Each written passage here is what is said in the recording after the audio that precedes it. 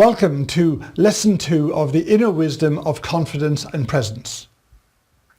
Now, if you've popped in here just before checking out Lesson 1, please pop back there, because I'll tell you why. These are not just listen while you work. There are actually real exercises in there where if you're driving, don't do it while you're driving, and to actually take 15-25 minutes out and spend focused time on it and turn off your Facebook, your Skype, etc., etc., all the interruptions we have. Put your phone on flight mode.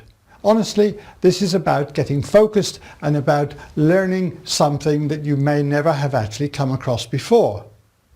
This may sound really strange. No, it's not weird. It's actually very important because it's one of the key aspects of getting in touch with yourself and looking at your mind-body loop that causes your lack of confidence and your lack of presence.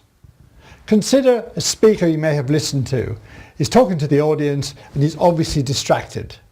Okay, a him or a her, it doesn't matter. They're distracted. They're turning around, looking at the slides. They're not connecting to you.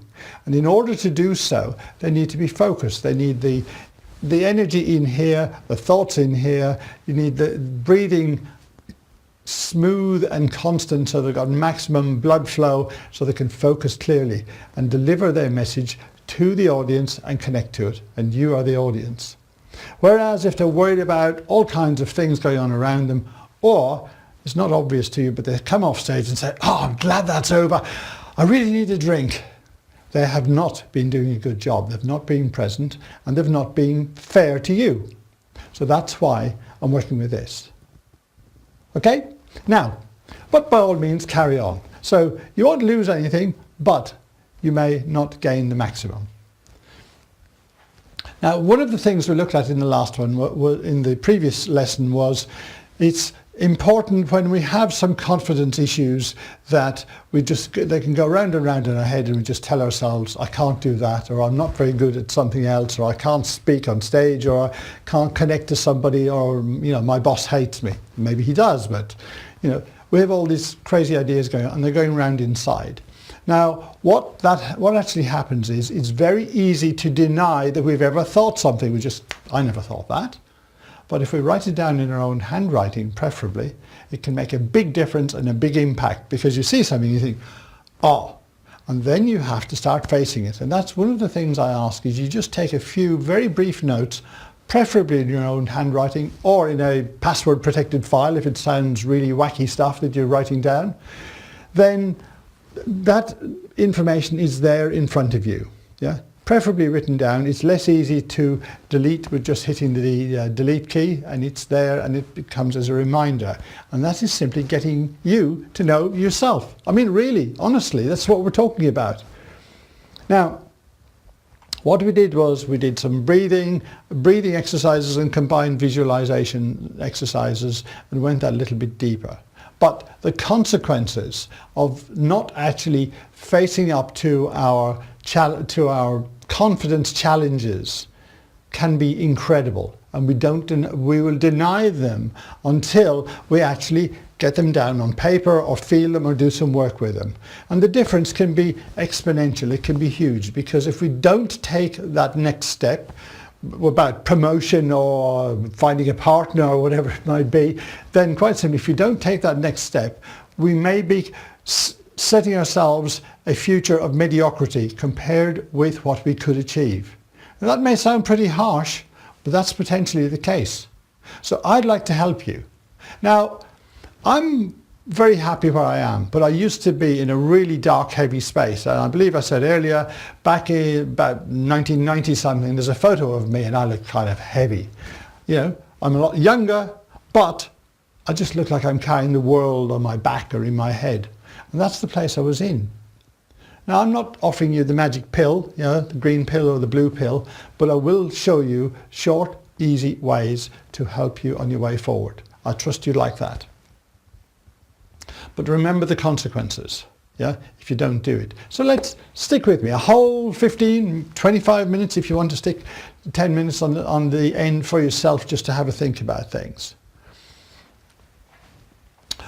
So just to go back to where we were, we talked about what actually happens. And as we grow up, we acquire a whole system of beliefs and doubts and crazy stuff.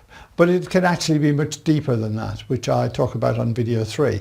And just for the sake of it, for the sake of discussion, when we have a confidence issue, it can be like a layer of things. So it can be like a stack. So you have a confidence issue and you deal with that, and then something else comes up, and then something else comes up, and then something else comes up.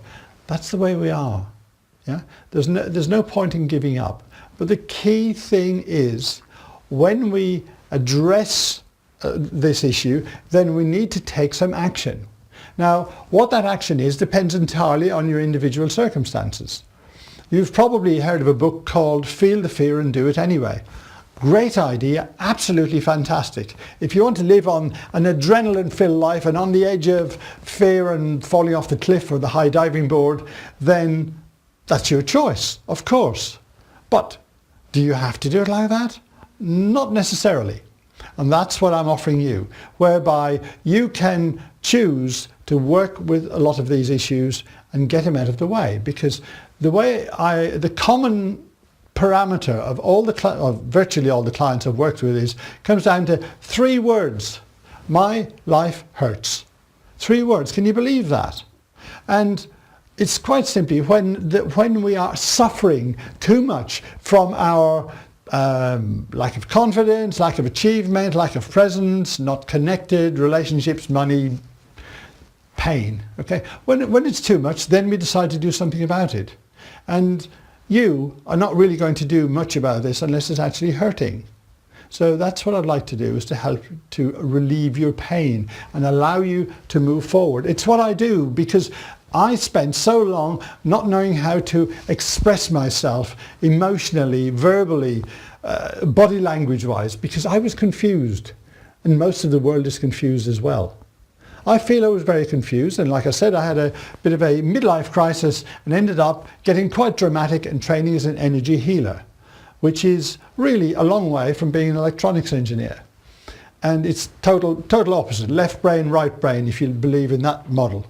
Now, what I do is, if you like, I take an engineering approach to the mind-body problem, if you like, the quandary. There is so much information around which is fluffy, misleading, missing bits, and probably wrong in a number of cases. It's not my experience.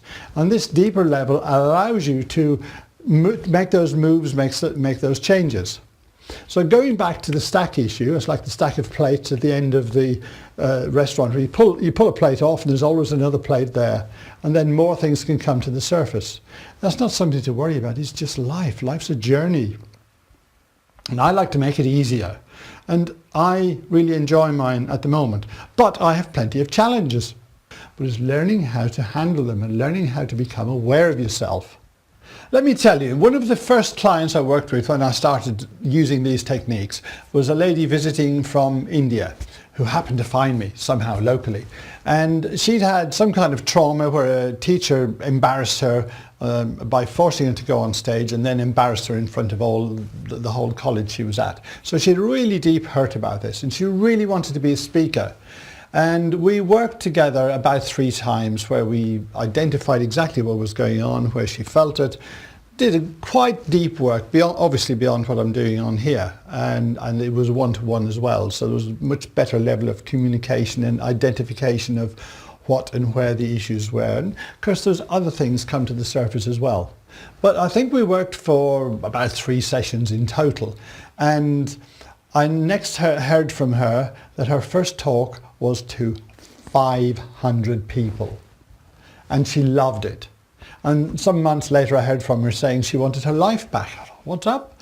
And she was in demand as a popular speaker. Those are the kinds of things that can happen. Those are the transformations that you can make as well. I talk about speaking, that's generally, but it can apply to anything. It might be a specific phobia, but those things are all possible. You can continue using these techniques whenever you like to deal with problems as they come up. Sometimes it's very difficult to recognize the problem when you're inside the loop, and it takes somebody outside to do it. But you use those principles whenever you've got a challenge, and you can do it. On the edge of sleep is a really good time to do it. Right now, remember the consequences of not taking action.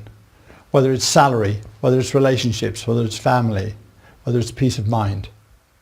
Those are big, big issues. What I invite you to do is to join me on Facebook, Jim J. Doyle, and join the group Words of Wisdom, which is precisely that. Words of Wisdom is non-salesy, lots of information on there, and like-minded individuals who may have some challenges and are looking for words of wisdom. I'd love to see you there, and on lesson 3 I will go into some more background information, more expansive information, and tell you a lot more about my program of Reignite Your Life. See you in lesson 3.